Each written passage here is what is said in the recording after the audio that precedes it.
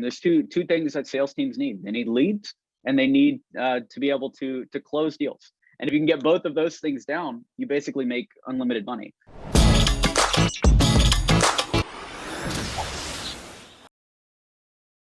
Hi, everyone, and welcome to another episode of the High Level Spotlight Sessions, where we showcase awesome marketers doing awesome marketing.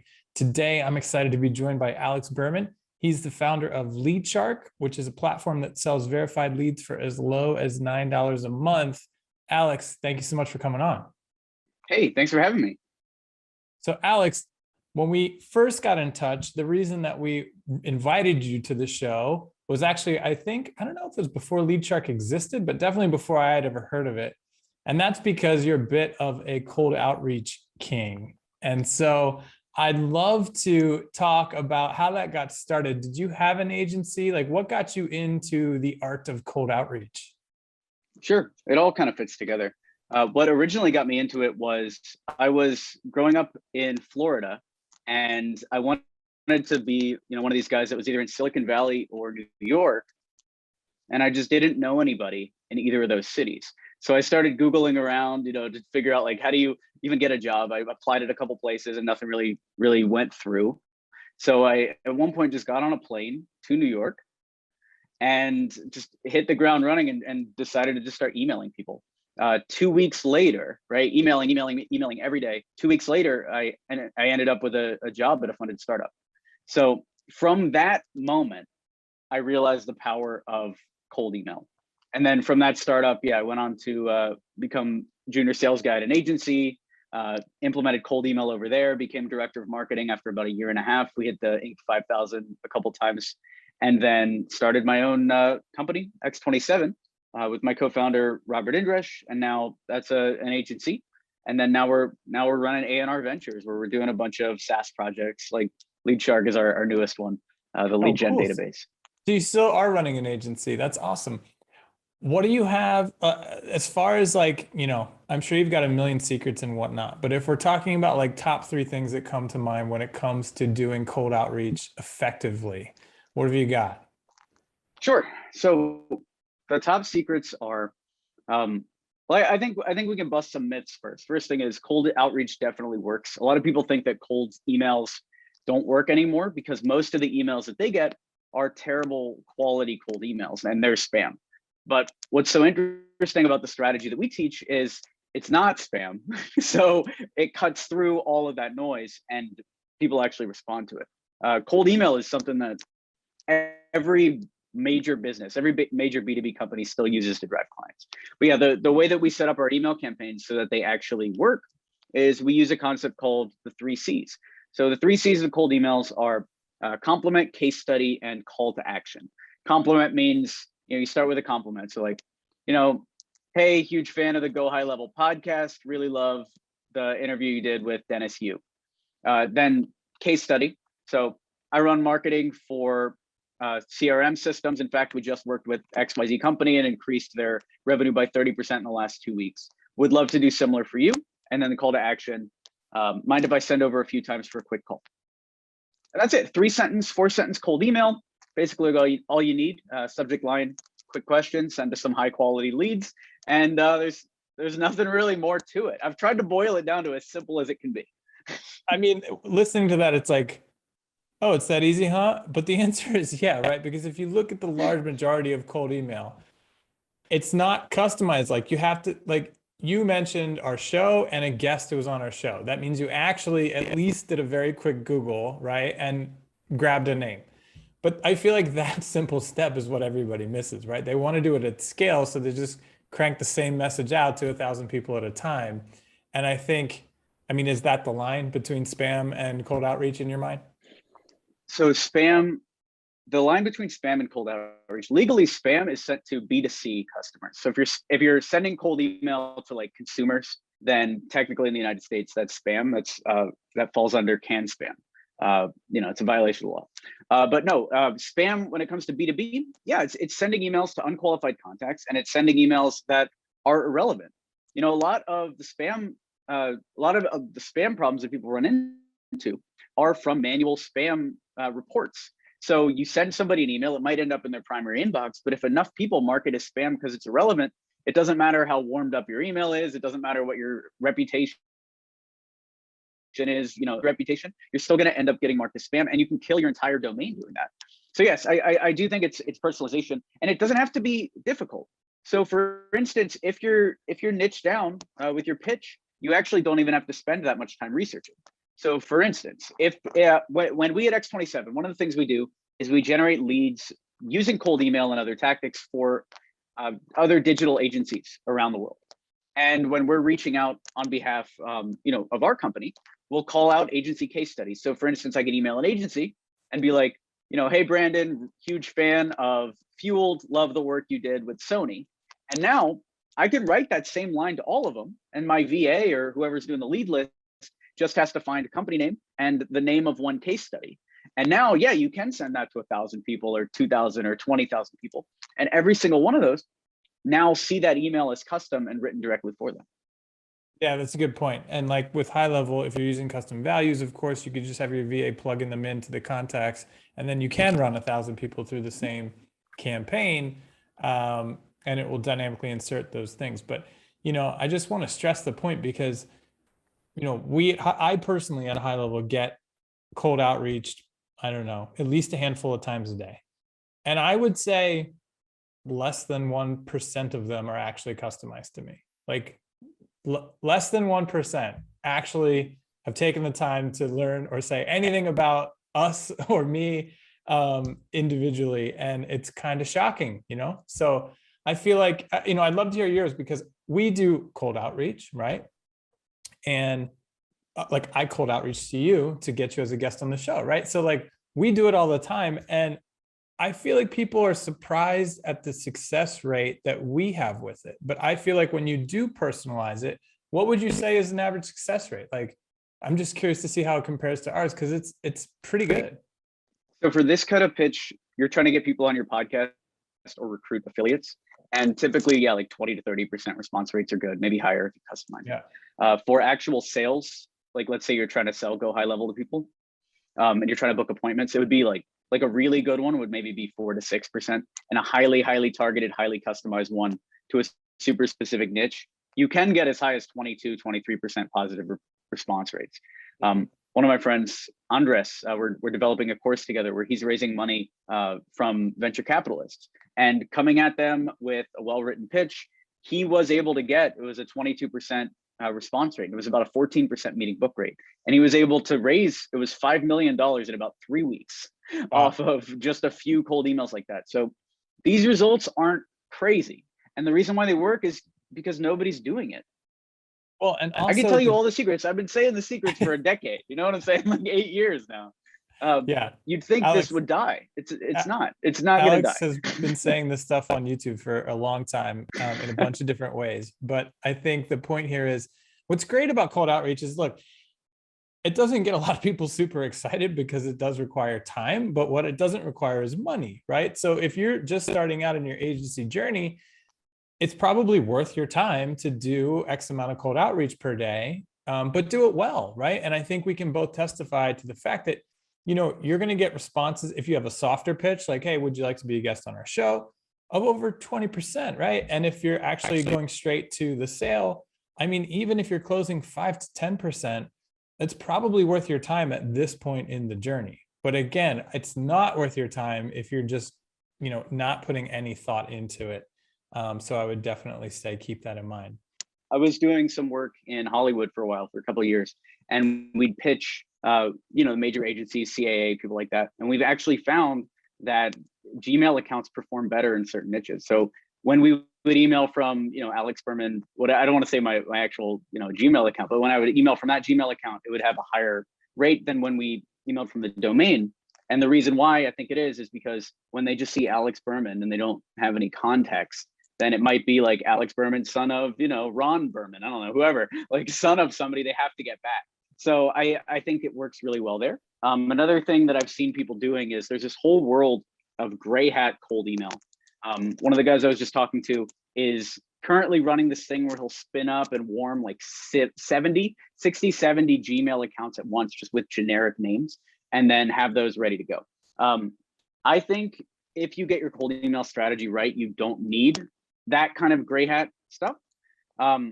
And for agencies specifically, I would also recommend just corporate domain. Though the one thing I would say on that is you want to protect your main domain at all costs. And I want to say you made this mistake as well, which is you're cold emailing from gohighlevel.com, which is unbelievably dangerous. If you get marked as spam, you lose that domain. Now all of a sudden your invoices aren't getting through to clients, your internal communications are getting marked as spam. It's bad. So what I would recommend you do, and what a lot of people, if they're cold emailing from their main domains, do, is set up a forwarding. So go buy gohighlevel.co, gohighlevel. Even in.io, and have them all forward to your main domain. That way you warm up those inboxes separate, and you can protect your main domain. Because once you lose that main domain, it's over. You can't really get that back. Yeah, that's a great point. So I think I even outreach from you from my Gmail, our G Suite email, not through the platform. But what's nice about doing it through High Level, and people ask, this is like, you see this in the Facebook group all the time. It's so annoying. I heard you can't do cold outreach on High Level. And it's like, you actually, of course you can. And it's actually great because it runs through your Mailgun where you can, set up, like you're saying, don't use your agency.com, go buy the .co, the .io, or whatever. So if you do end up shooting yourself in the foot, especially if you're new to it and you're not confident you're sending out emails that are going to get a good reply, you can always just swap it out to another one and not tarnish your original, your real brand. So that's a great point. Anything else that you can think of on the technical side that people get hung up with? On the technical side, yeah, a lot of people hate on email warm-up. I have something to say about that. This is a great question. What is your warm-up procedure? What do you do to warm up a domain? So I like the automations, but there's not a lot of automations that work well. So I know, Sujin Patel, who runs Mailshake, he's got his own automation. Lemlist has their own automation. I have tested all of them. Even the cheap ones, like the $9 a month ones, are the ones that'll warm up every account. Lemwarm works the best. I had Guillermo, the CEO of Lemwarm, on my YouTube channel, and he explained the reason why that is on Lemlist, you have all of these major players in the industry. So you've got, people using at google.com domains, at amazon.com domains. So when that warm up is going, you're not just getting emailed from like random gmail.com guy. You're getting emailed from these big corporate accounts, and it makes your account seem a lot better. And this isn't just opinion. I've done actual testing on the cheap warm up thing, and I've had to rewarm using Lemwarm in order to actually get good results from the cold email campaigns. So that's what I do. The other note on that is all of the technical stuff is actually necessary. So making sure that your DMARC is set up, your SPIF set up, like all of that, which didn't used to matters so much now. So warming up and setting up all the technicals, it's all important, and it's not something that I would skip. I know you want to start a cold email campaign and start sending right away, but I would run an email warm up for at least 2 weeks. And Lemwarm's expensive, and the reason why it is because it's the best. And this is coming from someone that's tried dozens and dozens of warm up tools. And I want to recommend something cheaper. But I haven't seen one that actually works as well as Lemwarm does. Oh, it's interesting. We'll have to reach out to see if we can get them on the show. Is it even worth trying to do it yourself? Like when people ask me, I'm like, look, I'm no cold outreach expert, but like send emails to all your friends and family and tell them to reply, like sign up for a bunch of newsletters, and you know what I mean? Like, does that get it warm, or is it like, no, it's not even worth your time, just pay to have it done by something like Lemwarm? Right now we pay to have it done. When we originally started warming up inboxes, all these warm up softwares didn't exist. I don't know if we're one of the people that popularized it or what, but I did a YouTube video where I talked basically exactly about what you said. This was our original warm up strategy, was like signing up to BuzzFeed because I email you all the time, signing up to a bunch of these different newsletters, emailing your friends, emailing your other inboxes, emailing other people in your company from Gmails, and yeah, you can warm it up that way. That's the same thing that a software is going to be doing. All they're doing is an AI is writing some filler text, sending it to somebody else, and then on the receiving end, that person's getting unmarked as spam and moved to the primary inbox, and more AI text is being generated. So yeah, you can definitely do it manually yourself at this point. And I used to recommend doing it, but there's so many software solutions that do it now. Like, hey, who cares? Email's cheap enough. Automated, or do they have a community of people that are like willing to literally mark your email not as spam and hit reply? It's all fully automated. When so we had a course, or we still have a course called Email 10K, and part of the course originally, one of the parts of the onboarding, like the beginning of the course, was to go into the private community, you post your emails in a sheet, and then we'd all warm each other's emails up. But now I just recommend tools. It's just easier. Yeah, that's really interesting. Huh. Crazy world out there. You guys think of everything, but it's important, right? I mean, you need a warm domain before you start doing this, or you're immediately going to have terrible results and decide that it doesn't work, when in fact it could be the key to your success, honestly, if you're just getting started. I feel like we all start with cold outreach in the beginning, as painful and slow of a process as it can be at times. Depending on the price of your service, it's worth your time or worth the team's time, even at much higher levels. Like, you know, the web design agencies that we work with, their typical projects cost 50 to 150,000 to start. So you get like 2 of those off of 100 cold emails. Like, I mean, that's not a bad return on your time. You're not getting those kind of returns on Facebook ads For sure. or even TikTok ads. Totally. With high ticket, you can put a lot more time into it, right? And write an even more impressive outreach, personalized, by doing even more research on your whoever you're going after.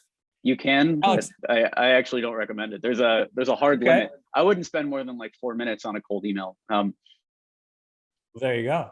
Because the problem is if you get too research, then it ends up getting creepy, especially when you do what most people do. Like they do too much research on the first C, on the compliment. They're like, oh yeah, I noticed you went to this college and like you posted this picture of your dog on Instagram. It's super cute. Like I love what you're doing. So they spend most of their time there, and that's the obvious move. But what they should do is spend most of the time on the second C, which is the case study. So customizing that second line of the email. A lot of times if I'm doing the super customized one, I'll do what's called a 2 ideas email, which is like, hey, I was just talking to the CEO of a 8-figure marketing agency in New York City, and he said they were dealing with these 2 problems. And then I would say like, you know, problem 1 was this, and here's how we solved it. Problem 2 was this, and here's how we solved it. Are you dealing with similar? Would love to hop on the phone. So yeah, that's where I would spend the time. I wouldn't spend it on the compliment, even though it seems like that's where you would spend the time.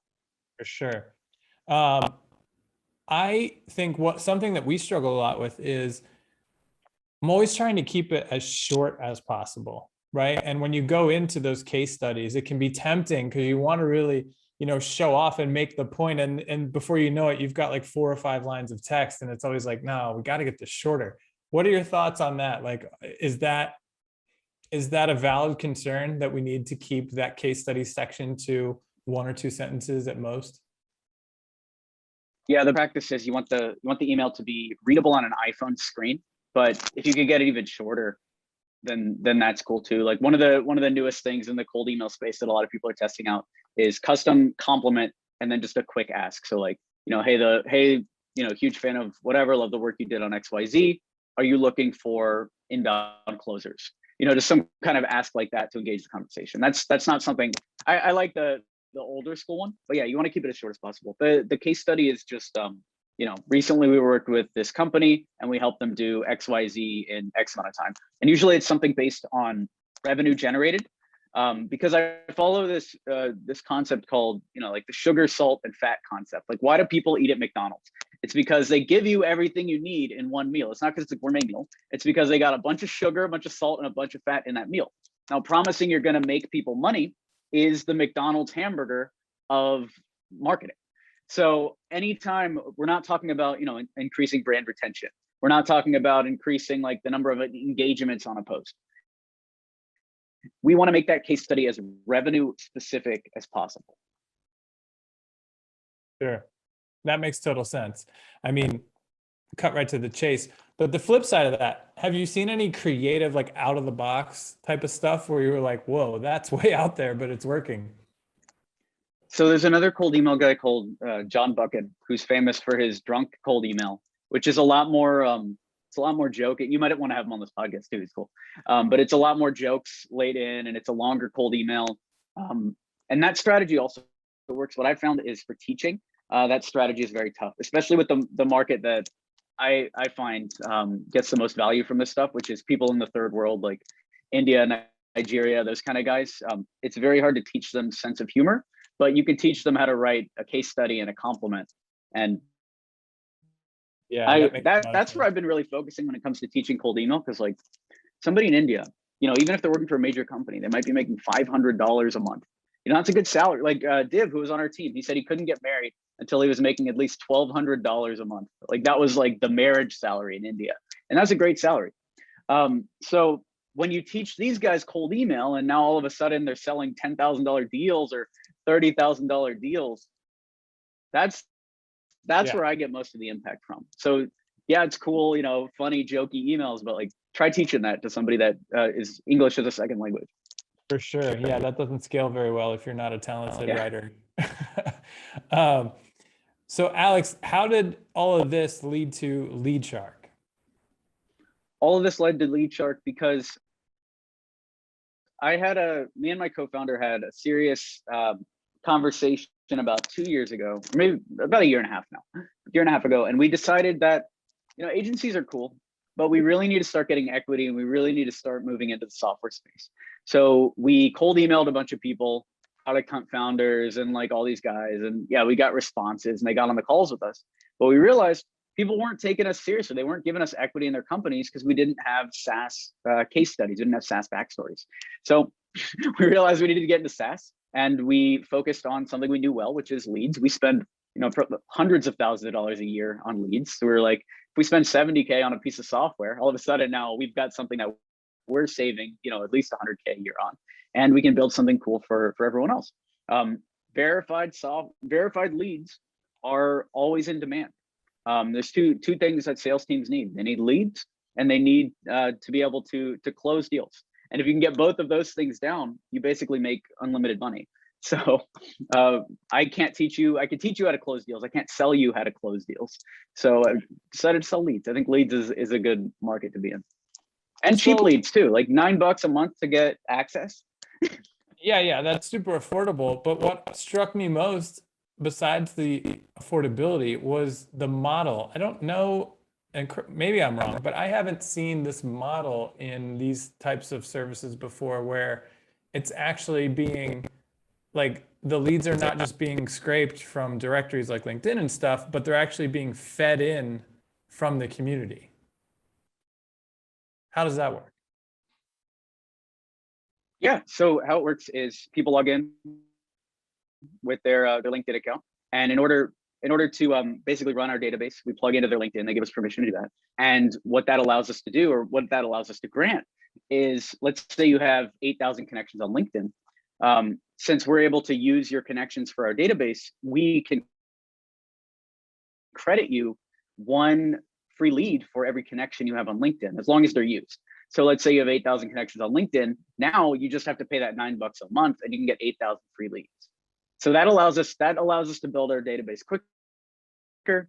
That allows us to provide more to the audience as well, because there's leads, even like eight years ago, leads were locked away in companies like ZoomInfo, where ZoomInfo would make you pay $2,000 a month and an annual contract. A lot of times you had to pay that up front before you could even see the lead database. Hoover's also same sort of model. Then other companies came along, companies like UpLead, where they're doing like $80, you got to get in here. But I think you could do higher quality and cheaper. Is always a good model. If you could do higher quality and cheaper, it's just better for the community, better for the audience. Totally. I mean, that's kind of what we preach at High Level is like, yes, white label the software and provide better automated features, but your services on top elevate the quality, right? So you can go compete with, the Bird Eyes, the Podiums, et cetera, because they're not going to do the things that an agency can do for the end customer. But that's a very clever model. So basically you're saving or earning credits by funding or by feeding the database. So that's very interesting, and kudos to you. I mean, that seems pretty clever. Thanks. That was Robert. That was my co-founder who came up with the model on top of it. He loved the community aspect of the whole thing. So it's good. We're a good team. It sounds like it. I mean, it's pretty impressive. So you guys, I think I saw somewhere that you have, 25 free leads to sign up. Yep, 25 free leads to sign up. And the URL is leadshark.com. Pretty good URL as well. Did you have to buy that off somebody or did you get lucky? 5K, bro. I spent $5,000 on this domain. That was my idea. As you can see how we do business a little different, me and Robert. No, it's probably a But good move. It's a very solid domain. I like it. it will, because what we learned with X27 is that's our agency. When we went in to pitch enterprise clients, originally the name was Experiment 27 spelled out. And what a lot of these enterprise clients would do is they wouldn't hire us because they couldn't say in a meeting, hi, I just hired Experiment 27. I'm really excited to work with them. Because these big companies don't want experiments. They want, you know, marketing that just works. We know as marketers that marketing doesn't work and it's all about experimentation, but that's inside baseball to them. They want us to seem like the experts. So that's what we realized. Like, a lot of people will go in and say, oh, the name doesn't matter, et cetera, et cetera. But when you've been turned down on the enterprise client front, you've lost millions of dollars because of your name. You start seeing these things, and you'll kick 5K to a domain. You know, I'll spend 1,200 on a domain if it means I could close a major brand that I wouldn't be able to get. Yeah, for sure. That's a good investment. Leadshark covers pretty much all the industries. All the industries, yeah, all the industries that are on LinkedIn right now. So accounting, you know, services, software, everything. And then we're adding more lead criteria all the time. Eventually, we're gonna have tool search. Eventually, we're gonna have, you know, keyword-based search, and it's just gonna be, you know, all in. It's gonna be the place to go if you want leads. Very cool. Leadshark.com, guys, you can get 25 free leads to check it out yourself. Alex, thank you so much for coming on to chat with us. Of course, thanks for having me. I appreciate the trade secrets, and we will see you guys in the next one.